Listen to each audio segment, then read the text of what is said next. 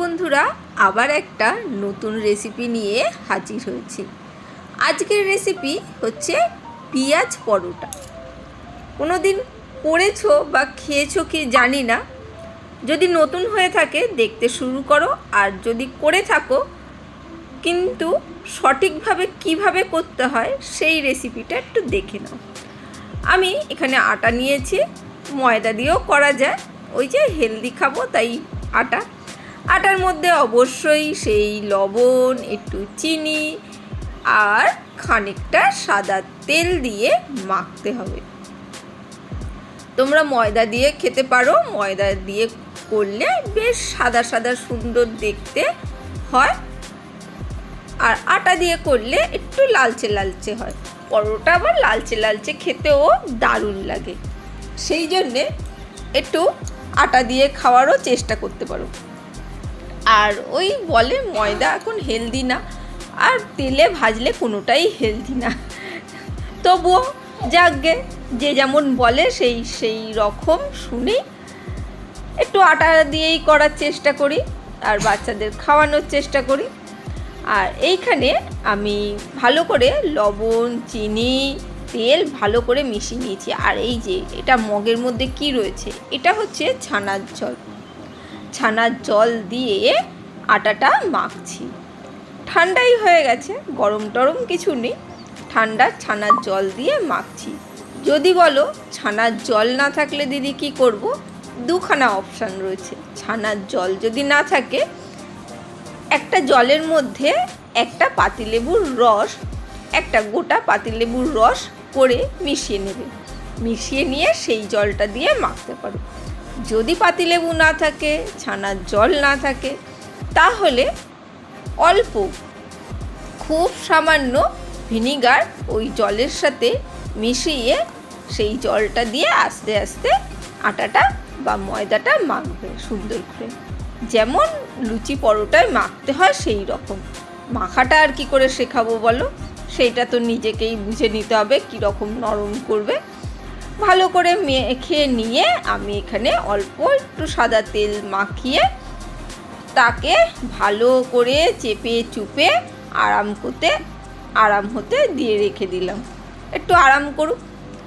আর এইখানে গ্যাসটা জেলে নিয়েছি, জেলে নিয়ে একটা ফ্রাইং প্যান বসিয়ে নিয়েছি। কড়াতেও করতে পারবে, সেই রকম কোনো ব্যাপার নেই যে ফ্রাইং প্যানই লাগবে। তার মধ্যে ওই 2 চামচ মতন সাদা তেল দিয়ে দিচ্ছি। হ্যাঁ, অনেকেই বলতে পারো তো ফ্রাইং প্যান নেই, সেই জন্য আমরা কিসে করব, সেই জন্যেই বললাম। যাদের কড়া আছে কড়ার মধ্যেও করতে পারো, ডেচকির মধ্যেও করতে পারো, যার যেরকম পাত্র আছে তার মধ্যেই করতে পারো। হ্যাঁ, পাত্র নিয়ে টানাটানি করলে হবে না। তেলটা হালকা গরম হয়ে গেছে, এখানে ছোট্ট চামচে 2 চামচ জোয়ান দিয়ে দিলাম। ব্যাস, জোয়ানটা একটু তেলের সাথে হালকা করে ভেজে নিতে হবে সামান্য। জোয়ানের স্বাদটা কিন্তু যে কোনো লুচি পরোটায় দারুণ আসে, আর খেলে বদহজমটা হয় না, সেই জন্যে জোয়ানটা দিয়েছি। আর এইখানে বড় করে কাটা, বড় করে না, ছোট ছোট করে কাটা 2খানা বড় পেঁয়াজ কুচি দিয়ে দিয়েছি। 2খানা বড় পেঁয়াজ নিতে হবে। পেঁয়াজটা একটু যতটা পারবে কুচি কুচি করে কাটার চেষ্টা করবে। যারা বটিতে অভ্যস্ত, অনেকেই বটিতে খুব সুন্দর করে কুচি কুচি করে পেঁয়াজ কাটতে পারে, অনেকে ছুরিতেও খুব সুন্দর করে কুচি কুচি করে পেঁয়াজ কাটতে পারে। আমি আবার অতটাও অভ্যস্ত নই, সেই জন্যে চপিং মেশিনে কেটে নিয়েছি। পারি না সেরকম নয়, কিন্তু একটু সময় লাগে, আর কিছুই নয়। তাই চপিং মেশিন আছে, তাই চপিং মেশিনে যতটা পেরেছি ভালো করে কুচি কুচি করে নিয়েছি। ভালো করে সুন্দর করে কুচি কুচি করার পর এই তেলের মধ্যে দিয়ে সুন্দর করে নাড়াচাড়া করে নিচ্ছি। গ্যাসের ফ্লেমটা অবশ্যই মিডিয়াম রেখে দিয়েছি। আর এইখানে ওই 2টো ছোটো কাঁচা লঙ্কা আমি এখানে দিয়ে দিচ্ছি। অবশ্যই তোমরা যে যেমন ঝাল খাও সে সেরকম দেবে, তাও বলছি খুব বেশি ঝাল দিও না, যে পুরটার ভেতরটা অনেকটা ঝাল হবে সেই রকম নয়, মোটামুটি একটু ঝাল হবে সেই স্বাদেই দিও। আর অবশ্যই একটু লবণ দিতে হবে পেঁয়াজটা নরম করার জন্যে। আর পেঁয়াজের কালারটা একদম কিন্তু লালচে করব না, একটু নরম হবে, গোলাপি গোলাপি থাকবে। সেই জন্যে মিডিয়াম ফ্লেমে নিয়ে ভালো করে পেঁয়াজটা নাড়াচাড়া করে নিচ্ছি। এর মধ্যে আরও কিছু মশলা দেবো, আর একটা মশলা দেবো, কিছু নয়। সেই মশলাটার জন্যে একটু অপেক্ষা করতে হবে। দেখো পেঁয়াজটা বেশ কমে অল্প হয়ে এসেছে, আগে কিন্তু অনেকটাই ছিল, জল বেরিয়ে পেঁয়াজটা কিন্তু অনেকটাই কম হয়ে এসেছে। ভালো করে দেখো নাড়াচাড়া করা হয়ে গেছে। আর এইখানে আমি দিয়ে দিচ্ছি একটু চাট মশলা গুঁড়ো। যদি চাট মশলা না থাকে তাহলে আমচুর পাউডারও দিতে পারো, যদি আমচুর পাউডার না থাকে একটু লেবুর রস দিয়ে দিতে পারো, তাতে স্বাদটা একটু দারুণ আসবে বা ভালো আসবে। আর চাট মশলা থাকলে অবশ্যই একটু চাট মশলাই দিও। আর এইখানে একটু আমি দিয়ে দিলাম ছাতু, খুব সামান্য পরিমাণ ছাতু দিয়ে হালকা করে নাড়াচাড়া করে নিচ্ছি। আর গ্যাসের ফ্লেমটা লো করে দিয়েছি। ছাতুটা দেওয়ার সঙ্গে সাথেই দেখো পেঁয়াজটা বেশ আঠো আঠো হয়ে এসেছে। আর পেঁয়াজের কালারটা দেখতে পাচ্ছ তো, একদম পিঙ্ক পিঙ্ক হয়ে রয়েছে, পেঁয়াজটা কিন্তু লালচে হয়নি। সব জিনিসগুলো শেখার জন্যে একটু সময় নিতে হয়।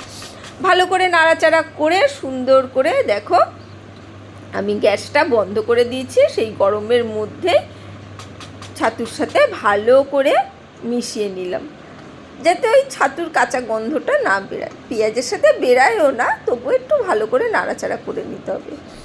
এবারে অবশ্যই একটা পাত্রের মধ্যে তুলে রাখতে হবে, একটু ঠান্ডা হতে হবে পুরটা, না হলে তো গরম গরম করা যাবে না। না, এটা ভালো করে পরিষ্কার করে আমি রেখে দিলাম। আর এখানে ঠান্ডা হতে রাখছি। আর এখানে আটাটা নিয়ে নিয়েছি। আটাটাকে এবারে ভালো করে ঠেসে ঠুসে মেখে নিয়ে ছোট ছোট করে লেচি কেটে ফেলতে হবে। যে যেরকম পরোটা খাও, একেবারে যে কোনো পুর ভরা পরোটা একেবারে ছোট পিস হয় না, একটু বড় পিসই হয়, এইভাবেই পিস করে নিতে হবে। সাইজগুলো বুঝতেই পারছো আশা করি কতটুকু হচ্ছে।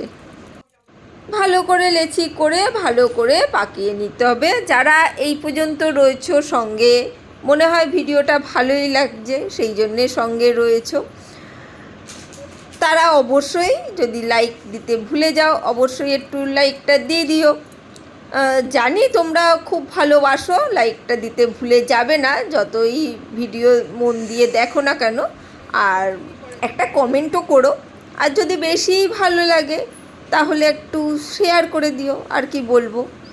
চলো এবার লেচিগুলো সুন্দর করে একটা বাটি তৈরি করে নিয়েছি। ব্যাস, ওর মধ্যে খুব সামান্য একটু পেঁয়াজের পুর দিয়ে মুখটা বন্ধ করে দিতে হবে সুন্দর করে। আর পুরটা অবশ্যই ঠান্ডা হয়ে যেতে হবে, কিন্তু বারবার বলছি ঠান্ডা না করে পুর ভরবে না, না হলে কিন্তু রেডি হবে না। দেখো একটা পুর ভরা হয়ে গেছে, সেটাকে হাত দিয়ে চেপে চেপে ভালো করে চ্যাপটা করে নিচ্ছি, ভালো করে চ্যাপটা করে রেখে দিচ্ছি। আর যাতে একটু আলাদা আলাদা বোঝাও যায়, না হলে প্রত্যেকটা বুঝতে পারা যাবে না কোনটার মধ্যে পুর ভরা হয়েছে, সেই জন্যে। আর একটাও তোমাদের সাথে দেখিয়ে দিচ্ছি, যদি না বুঝতে পেরে থাকো, যারা নতুন শিখছো তাদের তো ভালো করে শেখাতে হবে না, ঠিক করে না দেখালে যখন বাড়িতে করো মাদের কাছে শেখো, তখন তো একটা দেখেই তো শেখা যায় না। না, ছোটোবেলা থেকে আমরা মায়েদের কাছে অনেক দিন ধরে দেখতে দেখতে তারপরে আমরা এতটা সুন্দর করে রান্নাটা করতে শিখি, কিন্তু সেই জন্যে এই দেখার ব্যাপারটাও সেই রকম, একটু ভালোবেসে ভালো করে দেখতে হয়, শিখতে হয়। চলো আর একটা পুরো ভরে নিয়েছি। ব্যাস, মুখটা দেখেছো তো কীভাবে চেপে চেপে পুটলির মতন করে তারপরে এইভাবে চ্যাপটা করে দিচ্ছি। এই দেখো এই দিক থেকে বেরিয়ে গেছিলো, তারপরে সেটাকে আবার ঠিক করে নিয়েছি, বুঝতে পেরেছো তো? চলো সেটাকে কিন্তু আমি ঠিকঠাক করে নিয়েছি, ওই বেশি চাপাচুপি করছিলাম সেই জন্য একটুকুনি ফেটে বেরিয়ে এসেছে। আর এখানে অল্প একটু তেল দিয়েই বেলবো, আটা দিয়ে বেলবো না, আর খুব বেশি পাতলা করব না, তাহলে কি হবে, বেরিয়ে যাবে। দেখো সুন্দর করে হালকা হাতে কিন্তু আমি বেলে নিচ্ছি।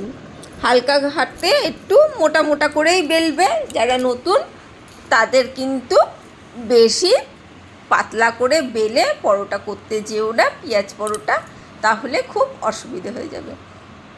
দেখতে পেয়েছো এইভাবে। আর ওপরে আটা দিয়ে দিলে হয়ে যায়, কিন্তু বেশি বেরিয়ে গেলে আটা দিলে কি হবে, ভাজতে গেলে সেটা ভালো লাগে না দেখতে। এরপরে শুধু শুকনো ফাইন প্যানের ওপরে আমি রুটিটা দিয়ে দিয়েছি, দিয়ে কিছুক্ষণ রেখে দেবো একটু লো ফ্লেমে।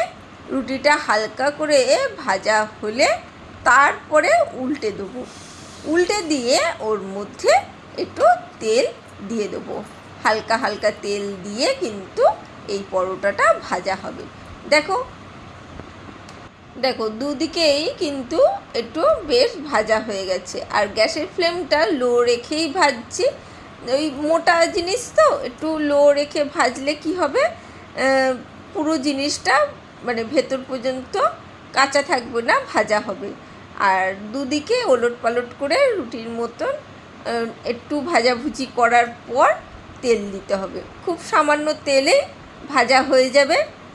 দেখতেই পাচ্ছ ওলট পালট করে নিচ্ছি, ওই জন্যেই বললাম একটু ধৈর্য ধরে শেখানোর জন্যে। কোনো নতুন জিনিস শেখাতে গেলে একটু ধৈর্য ধরে শেখাতে হয়।